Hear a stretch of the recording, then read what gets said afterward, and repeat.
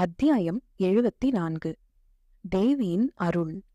போன அத்தியாயத்துல இளஞ்செழியன் மதகுருவை சந்திக்கிறதையும் மதகுரு இளஞ்செழியன் மேல சந்தேகப்படுறதையும் பார்த்தோம். அதை தொடர்ந்து 3வது நாள் இரவு அலீமா ஒரு குதிரையில ஏறி இலியாசுவ பார்க்க போன கொஞ்ச நேரத்துல மதகுருவும் இளஞ்செழியனும் கடற்கரையை நோக்கி நடந்து வந்தாங்க. அன்னைக்கு அமாவாசைன்றதுனால அலைகள் பெருசு பெருசா எழுந்து கரையில மோதிக்கிட்டு இருந்தது. அந்த அலைகள்ல தூரமா நிறுத்தி வைக்கப்பட்டிருந்த கொள்ளை கப்பல் ஒரு பக்கமா இழுக்கப்பட்டு பிசாச மாதிரி வேகமா ஆடிக்கிட்டு இருந்தது. அந்த பயங்கரமான இரவுல எந்த காவலும் முரசும் இல்லாம தன்னோட தன்னந்தனியா கொள்ளையர் மரக்கலத்துக்கு மதகுரு வர ஒத்துக்கிட்டதை நினைச்சு சந்தோஷப்பட்ட இளஞ்செழியன், அப்படி அவன் கூப்பிட்டதும் குரு வராம இருந்திருந்தா தன்னோட திட்டம் தோத்து தன்னோட கதி அதோகதி ஆகியிருக்குன்றதையும் நினைச்சு பார்த்தான். இப்படி பல யோசனைகளோட தூரமா கடல்ல ஆடிக்கிட்டு இருந்த மரக்கலத்தை கூர்ந்து பார்த்துக்கிட்டே நடந்து வந்த இளஞ்செழியனை பத்தி கொஞ்சம் கூட சட்டை செய்யாம கடற்கரையோட பிரதான பாதைக்கு வந்த மதகுரு தன்னோட நடையில கொஞ்சம் வேகத்தை காட்டினார். தன்னை மதம் மாத்த அவருக்கு இருந்த அக்கறையாலதான் அவர் வேகமா நடக்கிறாருன்னு நினைச்ச இளஞ்செழியன் குருவை பார்த்து, சற்று நிதானியுங்கள், மரக்கலத்தில் கொடி ஏறட்டும் சத்தமா சொல்லி அவருக்கு முன்னாடி போய் நின்னுகிட்டு வழியையும் மறைச்சான். அவ சொல்றது என்னன்னு புரியாம கொஞ்ச நேரம் முழிச்ச மதகுரு ஆகாயத்தை சுட்டி காட்டி தன்னோட ஒரு உள்ளங்கைய இன்னொரு கையால பாதியா காட்டி நடுநிசி தாண்டிக்கிட்டு இருக்குன்றத இளஞ்செழியனுக்கு புரிய வச்சார். 3வது ஜாமம் முடியறதுக்குள்ள தனக்கு முடிவாங்கிற சிக்ஷைகள் செய்யணும்ன்றதுனால குரு அவசரப்படுறாருன்றத உணர்ந்த இளஞ்செழியன் தூரத்துல இருந்த கொள்ளையர் மரக்கலத்தை சுட்டி காட்டி தன்னோட கைய முழங்கை வரைக்கும் தூக்கி காட்டி அத கொடி மாறி அசைச்சு 2-3 அராபிய வார்த்தைகளை அறகுறையா பேசி மரக்கலத்துல கொடி ஏறினதுக்கு அப்புறம்தான் அங்க போகணும்ன்றத குருவுக்கு புரிய வச்சான். அவன் சொன்னது புரிஞ்சிடுச்சுன்னு தலையாட்டின குரு ஒரு வினாடி கூட தாமதிக்க இஷ்டப்படாம வேகமா நீர்க்கரைக்கு போனார். நீர்க்கரையில ஒரு பெரிய அதிர்ச்சி இளஞ்செழியனுக்கு காத்துக்கிட்டு இருந்தது. நீர்க்கரையில கட்டப்பட்டிருந்த தன்னோட படகு அவிழ்க்கப்பட்டு மரக்கலத்துக்கு போக தயாரா வைக்கப்பட்டிருந்தது. கூடவே 4 வீரர்கள் உறவின வாட்களோட மதகுருவ காவல் செய்ய தயாரா இருந்ததையும், அந்த வீரர்களுக்கு நடுவுல அலீமா கைகள் கட்டப்பட்டு நிக்க வைக்கப்பட்டிருந்ததையும் பார்த்த இளஞ்செழியன், அலீமா, என்ன இது? விடுங்கள் அவளை, கை கட்டுகளை நீக்குங்கள் சொல்லிக்கிட்டே அங்க இருந்த வீரர்களோட சண்டை போட இறங்கினான். அடுத்த வினாடி இளஞ்செழியனோட வாள் அவன் கையில இருந்து பலமா பறிக்கப்பட்டது. அந்த வாள் பறிக்கப்பட்ட உடனே மதகுரு சத்தமா சிரிச்சார். அத பார்த்து கோவப்பட்ட இளஞ்செழியன், இதற்கு என்ன அர்த்தம்? மன்னன் வளர்ப்பு மகளை சிறை செய்ய யார் அனுமதி கொடுத்தது உங்களுக்கு கத்தினான். அதுக்கு மதகுரு, அட முட்டாள், உன்னை ஒரு வினாடி கூட நான் நம்பவில்லை. முதல் நாள் உன்னை பார்த்தபோதே நீ பெரிய அயோக்கியன் என்று தீர்மானித்தேன். 2ஆம் நாளன்று நீ கப்பலோட்டும் மரபை சேர்ந்தவன் என்றும் எந்த தீட்சையும் கப்பலில்தான் உனக்கு நடக்க வேண்டுமென்றும் நீ கேட்டுக்கொண்ட போது அந்த தீர்மானம் உறுதியாயிற்று எனக்கு. அத்துடன் நீ ஏதோ சொல்ல வந்து அலீமாவை பார்த்து தான் சொன்னத மொழிபெயர்க்க சைகை காட்டினார். அலீமா மொழிபெயர்த்து சொன்னதை கேட்ட இளஞ்செழியன், மதகுரு தன்னை எவ்வளவு தூரம் தெரிஞ்சு வச்சிருக்காருன்றத புரிஞ்சிக்க, அத்துடன் இன்று விட்டு விட்டீர்களே, முழுவதையும் சொல்லிவிடுங்கள் கேட்டான். அத கேக்குறப்போ இளஞ்செழியன் முகத்துல தெரிஞ்ச பயத்தை பார்த்து சிரிச்ச மதகுரு, ச்சே, நீ இத்தனை அல்பமான மனிதனா? உன்னை பெரும் தைரியசாலி என்றல்லவா நினைத்தேன். உன் நடுக்கத்தை பார்க்கையில் உனக்கு இந்த பெண்ணை கொடுப்பதும் தவறு என்று தோன்றுகிறது. உன்னை மதம் மாற்றுவதாலும் கானாவுக்கு பயனில்லை. கானாவுக்கு தேவை துணிகர வீரர்கள், கோழைகள் அல்ல வெறுப்பா சொன்னார். நான் கேட்ட கேள்விக்கு பதில் சொல்லவில்லை தாங்கள் பணிவா கேட்டான் இளஞ்செழியன். யாருக்கும் மதகுரு பதில் சொல்ல வேண்டியதில்லை. மதகுருவுக்குத்தான் எல்லோரும் பதில் சொல்ல வேண்டும். இருப்பினும் சொல்கிறேன் கேள். உன்னை கண்ட கணத்திலேயே நீ நம்பத்தகாதவன் என்பதை உணர்ந்து கொண்டேன். கொள்ளையர் பக்கத்தில் இருப்பது போல் நடித்து அவர்களை மோசம் செய்தவன் மற்றவர்களையும் மோசம் செய்யலாம் என்று தீர்மானித்தேன். ஆகவே என் ஆட்களை விட்டு உன் நடவடிக்கைகளையும் இவள் நடவடிக்கைகளையும் கவனிக்கச் செய்தேன். இளையாசுவின் வளர்ப்பு பெண் உன்னுடன் சதா பழகுவதையும் அடிக்கடி உனக்கு பணிவிடை செய்வதையும் நீங்கள் நாழிகை கணக்கில் தனித்து பேசுவதையும் அறிந்தேன். ஆகவே முடிவு செய்தேன், உன்னை எதற்கும் நம்பக்கூடாதென்று. இன்றிரவு நீ என்னை மரக்கலத்துக்கு வரும்படி அழைத்தபோது தனியாகவே போகலாம் என்றும் முரசு தேவையில்லை என்றும் நான் சொன்னதற்கு காரணம் என்ன தெரியுமா கேட்டார் மதகுரு. என்னன்னு கேட்டான் இளஞ்செழியன். உன்னை சோதித்து பார்க்கத்தான். நீ உடனே சரியென்று ஒப்புக்கொள்கிறாயா, அல்லது முரசில்லாமல் காவலில்லாமல் மதகுரு கிளம்பக்கூடாதென்று கூறுகிறாயா என்று பார்த்தேன் சொன்னார் மதகுரு. மதகுரு தன்னை அலசி பார்த்திருக்காருன்றத தெரிஞ்சுகிட்ட இளஞ்செழியன் மண்டி போட்டு அவரை வணங்கி மதகுரை மன்னிக்க வேண்டும்னு சொன்னான். அவன் மண்டி போட்டதை பார்த்து அவ்வளவு நேரம் மொழிபெயர்த்து சொல்லிக்கிட்டு இருந்த அலீமா கூட வெறுப்பானதுனால, தமிழகத்தின் வீரம் இவ்வளவுதானா? இந்த வீரத்தை வைத்துக்கொண்டா கானாவின் மதகுருவை ஏமாற்றி கப்பலுக்கு கொண்டு போய் அவர் உயிரை பணயமாக காட்டி தப்ப பார்த்தீர்கள்? கவலையா கேட்டா அலீமா. அதுக்கு மேல பேச்ச வளர்க்க இஷ்டப்படாத மதகுரு இளஞ்செழியனையும் அலீமாவையும் காவலர்களையும் படகுல ஏற சொல்லி தூரமா நின்னுகிட்டு இருந்த மரக்கலத்துக்கு போக உத்தரவு போட்டார். அவங்க எல்லாரும் படகுல ஏறினதும் படகு வேகமா மரக்கலத்தை நோக்கி போச்சு. படகுல வெறுப்பாவும் கவலையாவும் உட்கார்ந்திருந்த அலீமாவ பல தடவை இளஞ்செழியன் பார்த்தும் அவனை பார்க்க இஷ்டம் இல்லாம முகத்தை திருப்பிக்கிட்டு உட்கார்ந்திருந்தா அலீமா. இளஞ்செழியன் மரக்கலத்தையே கவனிச்சுக்கிட்டு இருந்ததை பார்த்த மதகுரு, தமிழா, மரக்கலத்தில் கொடி உயராது.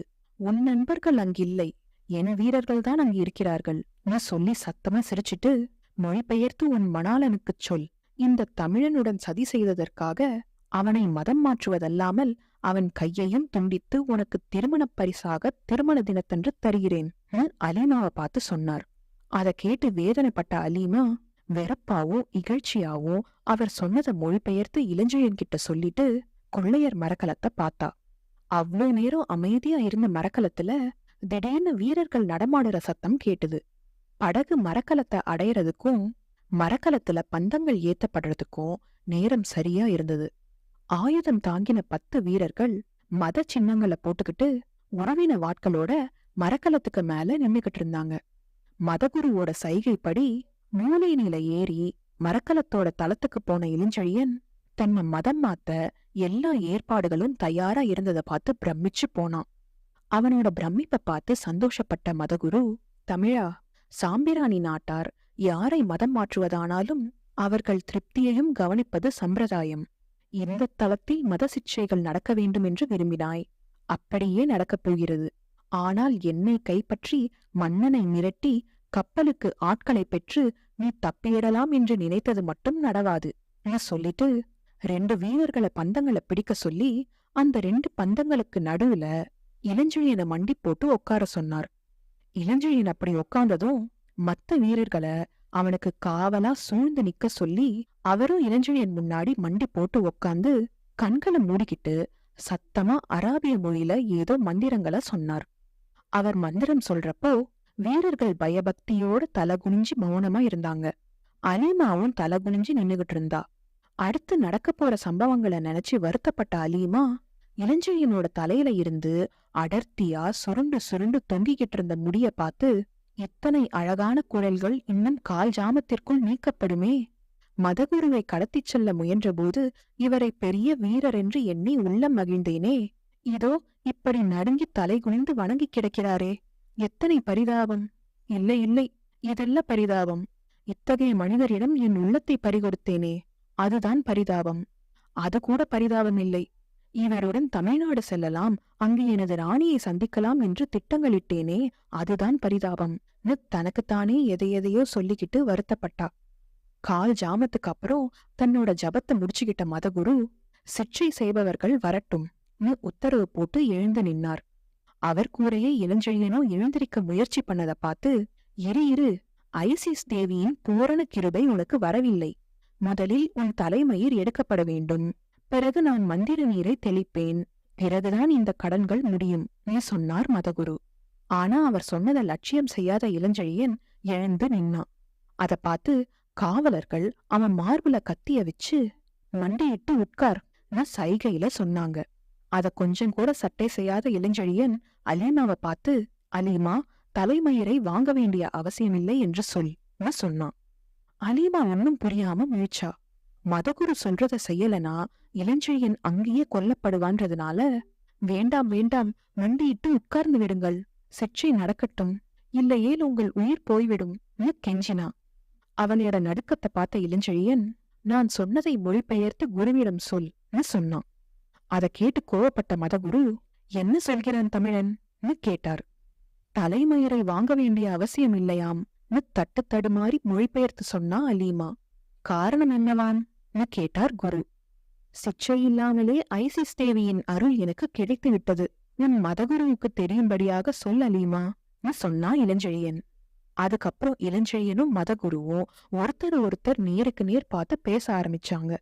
அலீமாவும் அவங்க பக்கத்துல நின்னு மொழிபெயர்த்துக்கிட்டே இருந்தா. ஏன் எங்கள் தேவி உனக்கு பிரசன்னமோ, உன் மணக்கண் முன் தோன்றிவிட்டாலோ கேட்டார் குரு. ஆண் குருவே, இப்பொழுது மண்டியிட்டு கண்களை மூடிக்கொண்டிருந்த பொழுது பிரசன்னமானாள் சொன்னா இளஞ்செழியன். சிகையை எடுக்க வேண்டாம், இந்த நாட்டு மத வழக்கப்படி நடக்க வேண்டாம் என்று உனக்கு விலக்களித்தாளா? ஒழுங்காக மண்டியிடு, சிக்ஷை நடக்கட்டும் சொன்னார் மதகுரு. எனக்கு இஷ்டம் இல்லை சொன்னா இளஞ்செழியன். உன் இஷ்டம் எதுவும் இங்கு நடவாது. கண்ணை மூடிக்கொண்டிருந்த சமயத்தில் உன் புத்தி புரண்டு விட்டது போலிருக்கிறது சொன்னார் குரு. அதுக்கு இளஞ்செழியன், மதகுரு தவறாக நினைக்காதீர்கள். புறக்கண்களை மூடும்போது அகக்கண்கள் திறக்கின்றன. உணர்ச்சியால் பல விஷயங்களை அறிய முடிகிறது. அறிந்த பின்புதான் எழுந்து நின்றேன் சொன்னா இளஞ்செழியன். எதை அறிந்த பின்பு கேட்டார் குரு. ஐசிஸ் தேவியின் அருள் கிடைத்துவிட்டது என்பதை அறிந்த பின்பு.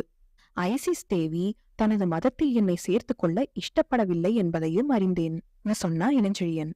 தேவியே சொன்னாளா கேட்டார் மதகுரு. சொன்னது மட்டுமல்ல, செய்யவும் செய்தாள் சொன்னா இளஞ்செழியன். என்ன செய்தாள் எதுவும் புரியாம கேட்டார் குரு. என் நாட்டை விட்டு போ என்று விரட்டியும் விட்டாள் சொன்னா இளஞ்செழியன். அதை கேட்டு ஏதோ பெரிய மோசடி நடந்திருக்குன்றத புரிஞ்சுகிட்ட மதகுரு சட்டுன்னு கரை பக்கமா தலையை திருப்பினார். அடுத்த வினாடி, மோசம் மோசம், தமிழனை வெட்டி போடுங்கள் கத்தினார் குரு. மதகுரு அப்படி கத்தினதும் வீரர்கள் எதுவும் புரியாம நின்ன அந்த ஒரு வினாடியில சரேல்னு குனிஞ்சி தன் பக்கத்துல இருந்த காவலனோட வாளை பிடுங்கி திரும்பி நின்ன மதகுருவோட முதுகுல வச்சு, உங்களில் யாராவது ஒருவன் ஒரு அடி நகர்ந்தாலும் மதகுரு பிணமாகி விடுவார், ஜாக்கிரதை, வாட்களை கீழே போடுங்கள் கடுமையான குரல்ல உத்தரவு போட்டா இளஞ்செழியன். அத கேட்டு வீரர்கள் ஒரு வினாடி தயங்கினாங்க. நாங்கள் 10 பேர் இருக்கிறோம், நீ ஒருவன் என்ன செய்ய முடியும் கேட்டா ஒரு வீரன். இளஞ்செழியன் லேசா சிரிச்சான். எதற்கும் கானாவின் கோட்டையை பாருங்கள், உங்களை சுற்றி கப்பலிலும் கவனியுங்கள் சொன்னா இளஞ்செழியன். அவன் சொன்ன மாதிரி கானாவோட கரையை கவனிச்ச காவலர்கள் பிரம பிடிச்சு நின்னாங்க. கானாவோட கரை தூரமா தெரிஞ்சுது. காவலர்கள் சுத்தி முத்தி ஒரு வினாடி பார்த்தாங்க. காவலர்கள் கையில பந்தங்களை படிச்சுக்கிட்டு இருந்ததால கப்பலோட ஓரங்கள் முதல்ல தெளிவா தெரியல. இருட்டா இருக்கிற இடத்துல இருந்து பார்த்தா வெளிச்சமான இடத்துல இருக்கிறது நல்லா தெரியும். ஆனா வெளிச்சத்துக்கு பக்கத்துல இருந்து பார்த்தா இருட்டின இடத்துல இருக்கிறது தெரியாது இல்லையா? அப்படிதான் பந்தங்களை கையில வச்சுக்கிட்டு இருந்த காவலர்களுக்கு இருட்டா இருந்த மரக்கலத்தோட ஓரங்கள் சரியா தெரியல. அதனால தங்களை சுத்தி என்ன நடக்குதுன்னு தெரிஞ்சுக்க மரக்கலத்தோட ஓரப்பகுதிகளை உன்னிப்பா கவனிச்சாங்க காவலர்கள். அப்படி கவனிக்கிறப்பதான் ஓரங்கள்ல தங்களை சுத்தி பல வீரர்கள் வேல்களை பிடிச்சுக்கிட்டு நின்னுகிட்டு இருந்தது தெரிய வந்தது மதகுருவோட வீரர்களுக்கு. சிறைப்பட்டு இருந்தது இளஞ்செழியன் இல்ல, அவங்கதான்றத புரிஞ்சுகிட்ட மதகுருவோட வீரர்கள் பயந்து போய் இளஞ்செழியன் சொன்ன மாதிரியே தங்களோட கத்திகளை கீழே போட்டாங்க. இருட்டுல இருந்து வெளியில வந்த ஹிப்பலாஸ் வான் பறிச்சு நின்னுகிட்டு இருந்த வீரர்கள் சில பேரை கூப்பிட்டு அந்த கத்திகளை எடுக்க சொன்னான். அவங்க கத்திகளை எடுத்ததும் மதகுருவோட காவலர்களை மரக்கலத்தோட ஒரு மூலைக்கு கூட்டிட்டு போய் அங்கேயே நிக்க வச்சான். காவலர்கள் போனதும் குருவோட முதுகுல இருந்த கத்தியை எடுத்துட்டு, மதகுரு மன்னிக்க வேண்டும், எந்த மதத்தையோ மதத்தை சேர்ந்தவர்களையோ அவமதிப்பது தமிழர் பண்பாடு அல்ல. ஆனால் நான் இருந்த நிலையில் வேறு வழி இல்லை பணிவா சொன்னா இளஞ்செழியன். எதுவும் புரியாம முழிச்ச மதகுரு தூரமா தெரிஞ்ச கானா நகரை பார்த்து பெருமூச்சு விட்டுட்டு, தேவி உன்னை சும்மா விடமாட்டாள், இலியாசுவும் சும்மா விடமாட்டான் கோவமா கத்தினார்.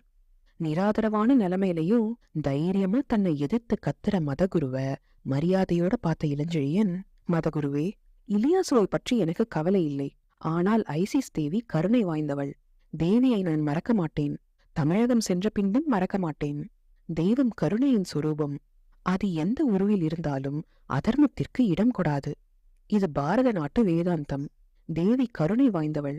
மதகுருவே, அவள் பெயரால் இனியாவது கட்டாய மதமாற்றம் வேண்டாம் சொன்னான். அதை கேட்ட மதகுரு, உன் உபதேசம் எனக்கு தேவையில்லை. என்னை என்ன செய்வதாக உத்தேசம் கோபமா கேட்டார். காலையில் சொல்கிறேன் சொல்லிட்டு மதகுருவை கூட்டிட்டு போய் பாதுகாக்க ஹிப்பலாஸுக்கு உத்தரவு போட்டுட்டு அலீமாவை அழைச்சுக்கிட்டு கொள்ளைத் தலைவனோட அறைக்கு போய் அவளை அங்க இருந்த பஞ்சனையில உட்கார வச்சுட்டு அங்க ஒரு விளக்கையும் ஏத்தினா இளஞ்செழியன். உடனே அந்த அறை பூராவும் சூழ்ந்த விளக்கொலியில தன்னை வியப்பா பாத்துக்கிட்டு இருந்த அலீமாவை பார்த்து, என்ன அலீமா அப்படி பார்க்கிறாய் கேட்டான் இளஞ்செழியன். பிரமை பிடித்திருக்கிறது தட்டு தடுமாறி சொன்ன அலீமா.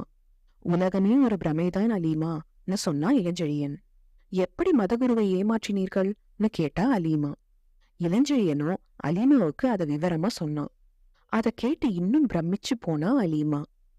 இளஞ்செழியன் எப்படி மதகுருவை ஏமாத்தினா, அடுத்து என்ன நடக்க போகுதுன்றத அடுத்த அத்தியாயத்துல பார்க்கலாம்.